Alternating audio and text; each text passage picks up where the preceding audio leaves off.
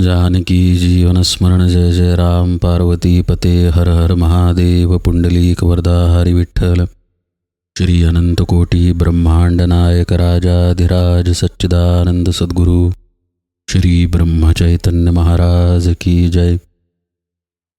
आपण संत एकनाथ महाराजांनी लिहिलेला हरिपाठ पाहतोय. आज आपण 17वा अभंग पाहूया. 17व्या अभंगात नाथ महाराज म्हणतात, काय नपुंसका पद्मिनीचे सोहळे, वांझेसी डोहाळे कैची होती. अंधापुढे दीप खरासी चंदन, सर्पासी दूधपान करू नये. क्रोधी अविश्वासी त्यासी बोध कैचा, व्यर्थ आपुली वाचा शिणवू नये. खळाची संगती उपयोगासी नये, आपणा अपाय त्याचे संगे. वैष्णवी कुपथ्य टाकील बाळुनी, एका जनार्दनी तेची भली. नाथ महाराज पथ्य सांगतायत इथे. शेवटची ओळच पाहना, वैष्णवी कुपथ्य टाकील वाळुनी. तुकाराम महाराजही म्हणतात, जेणे विठ्ठल मात्रा घ्यावी तेणे पथ्ये सांभाळावी. परमार्थामध्ये ही पथ्य आहे, जसं व्यवहारामध्ये पथ्य आहे. समजा आपल्याला आजार झाला तर औषधाबरोबर पथ्यही येतं.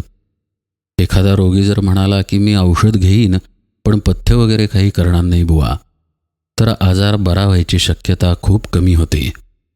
आता जर कोणी म्हटलं की मी फक्त पथ्यच करत राहीन, औषध वगैरे मी घेणार नाही, तरीही आजार बरा होणार नाही.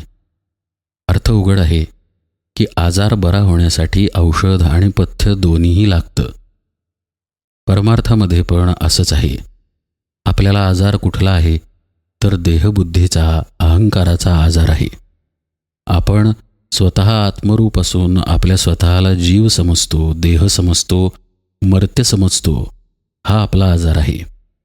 आता या आजारावर औषध काय तर सद्गुरुपदिष्ट साधना हे औषध. सद्गुरुपदिष्ट साधना जर प्राथमिक तत्वावरती काय करत असेल तर ती शिष्याला, त्या साधकाला अंतर्मुख करते. आपण इंद्रियांच्या माध्यमानं कायम बहिर्मुख आहोत. आता अंतर्मुख व्हायचं असेल तर इंद्रियांसंबंधी पथ्य नको का पाळायला? नाथ महाराज म्हणतात, काय नपुंसका पद्मिनीचे सोहळे, वांझेसी डोहाळे कैसे होती. जसं एखाद्या वांझ स्त्रीला, म्हणजे जिला मूल होऊ शकत नाही, तिला डोहाळे येऊ शकत नाहीत, किंवा एखाद्या नपुंसकाला पद्मिनीचे सोहळे नाहीत, किंवा पुढे ते म्हणतात, अंधापुढे दीप खरासी चंदन. जर आंधळ्या माणसाला दिवा दाखवला तर त्याचा काही उपयोग नाही. खरं म्हणजे गाढवाला चंदनाची काय किंमत असणार. आता इथं नेमकं त्यांना काय म्हणायचं आहे पाहूया. हा अंध जो आहे, ज्याच्यापुढे दिवा लावला जातो, तो अंध म्हणजे देहबुद्धी आहे. आता अंधापुढे दिवा लावून काही उपयोग नाही. तसं ज्याची देहबुद्धी घट्ट आहे त्याला आत्मविषयक ज्ञान सांगून काही उपयोग नाही, किंवा त्याला आत्मज्ञान प्राप्त होणार नाही. तसंच वांझेच्या बाबतीत आहे. जी क्षमता मुळात तिच्यामध्ये नाहीच, त्याचं लक्षण ती दाखवणार नाही. देहबुद्धीमध्ये आत्मज्ञान प्राप्तीची क्षमताच नाही, त्यामुळे देहबुद्धीमध्ये आत्मज्ञानविषयक लक्षणे नाहीत. काय नपुंसका पद्मिनीचे सोहळे असं जेव्हा नाथ महाराज म्हणतात, त्यावेळी एखादा भोग भोगण्यासाठी सामर्थ्य इंद्रियांमध्ये लागतं, ही वस्तुस्थिती आहे. पण आत्म्याचा भोग भोगण्याचं सामर्थ्य कुठल्याच इंद्रियांमध्ये नाही. त्यामुळे त्या दृष्टीनेही इंद्रिय भोग जसा घेतला जातो तसा आत्म्याचा भोग घेता येत नाही. ते पुढे म्हणतात, सर्पासी दूधपान करू नये. हा सर्प म्हणजे ही देहबुद्धीच आहे. याला दूधपान करू नये याचा अर्थ, ज्या गोष्टींमुळं, ज्या भोगांमुळं, ज्या चिंतनामुळं आपली देहबुद्धी बळकट होईल असं काहीही करू नये. सापाला दूध पाजू नये. आपली देहबुद्धी आहे ही वस्तुस्थिती आहे, पण ती बळकट असेलच असं नाही.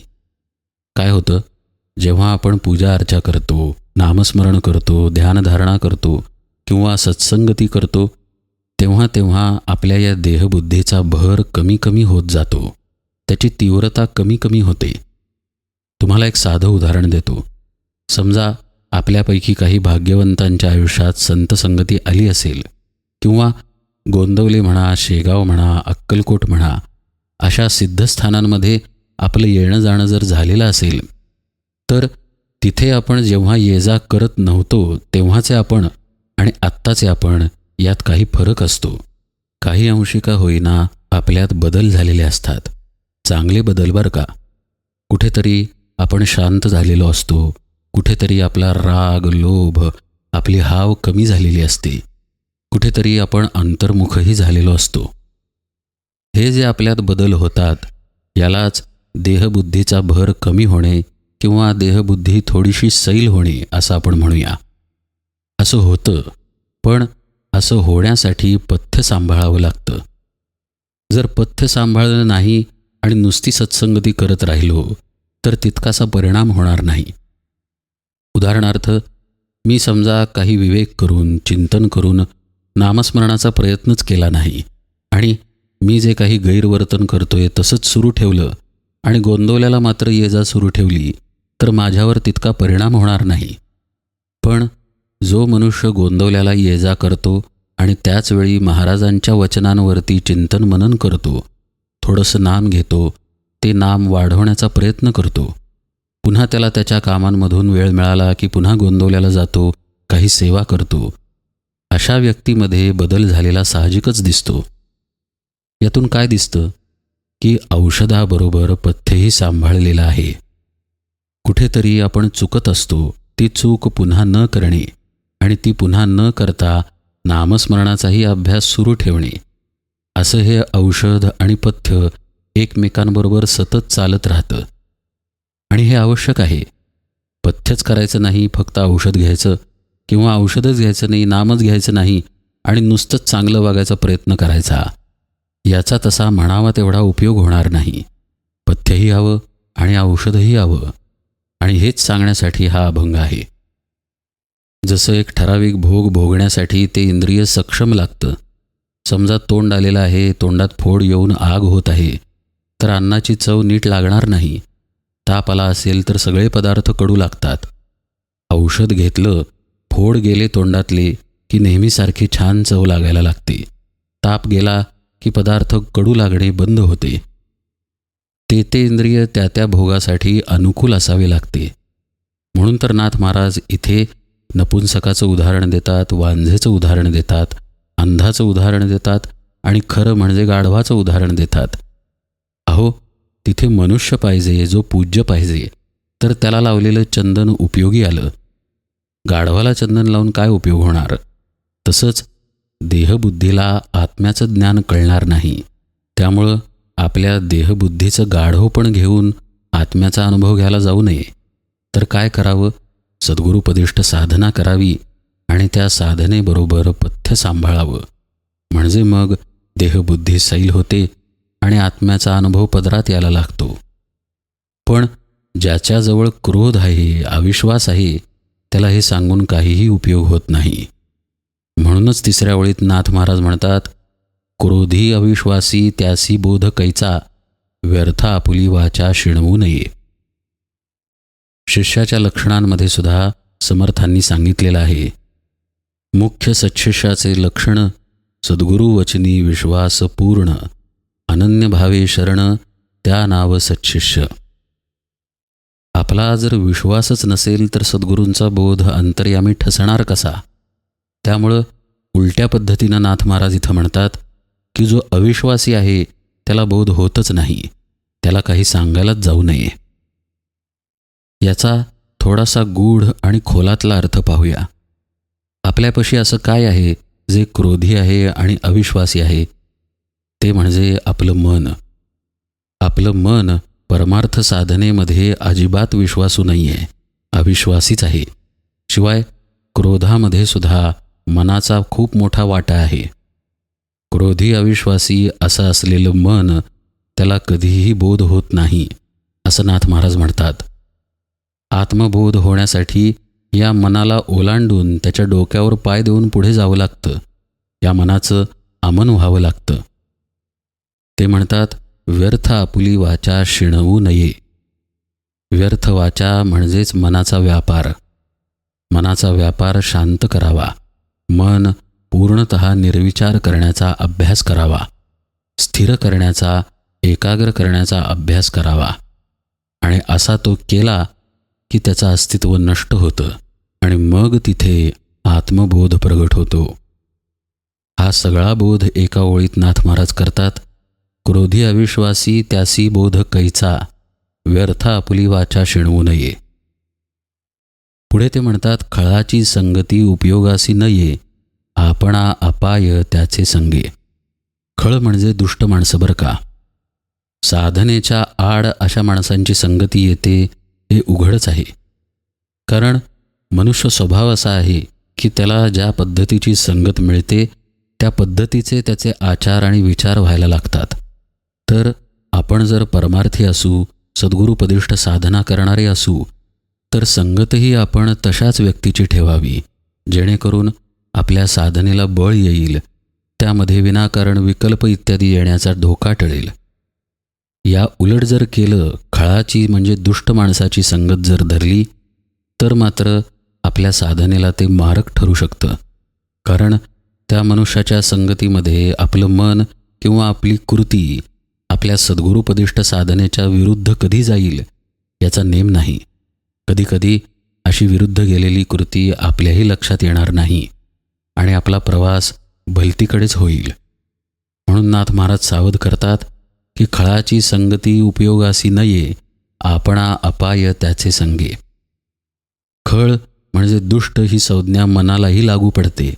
साहजिकच त्या अर्थानेही नाथ महाराज सांगतात की त्याची संगती आपल्याला उपयोगाची नाही. या मनाला अमन केल्याशिवाय आत्मबोधाची प्रचिती नाही.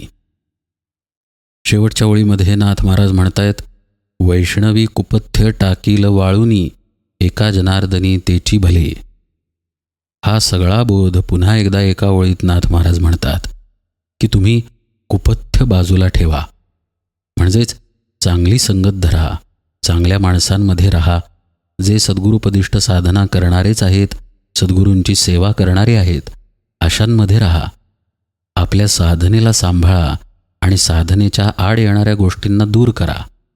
कारण जसं पहिल्या ओळींमध्ये बघितलं की त्या इंद्रियांमध्ये भोग भोगण्याची क्षमता असावी लागते, तसं जे आत्मज्ञान इंद्रियांच्या पलीकडे आहे, आपल्या मन, बुद्धी इत्यादीच्या पलीकडे आहे, त्याला साठवण्यासाठी तशी पात्रता संपादन करावी लागते.